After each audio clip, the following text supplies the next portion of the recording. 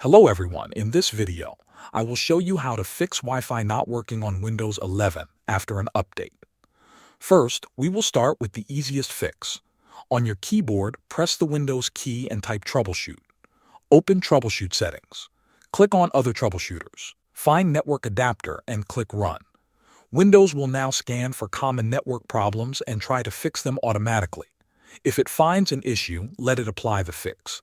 After that, restart your computer and check if Wi-Fi is working.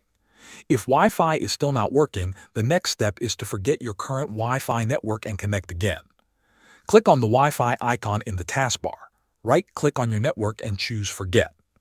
After that, click the Wi-Fi icon again, select your network, and connect to it. Enter your Wi-Fi password carefully and connect. This refreshes the connection and often fixes issues caused by updates. If the problem still continues, we will reset all network settings. Open Settings and go to Network and Internet. Scroll down and click Advanced Network Settings. At the bottom, click Network Reset. Now click Reset Now and confirm. Your PC will restart automatically. This will remove all saved Wi-Fi networks and network adapters. After the restart, connect to your Wi-Fi again using your password. If none of these steps work and the issue started right after a specific Windows update, this is the last option.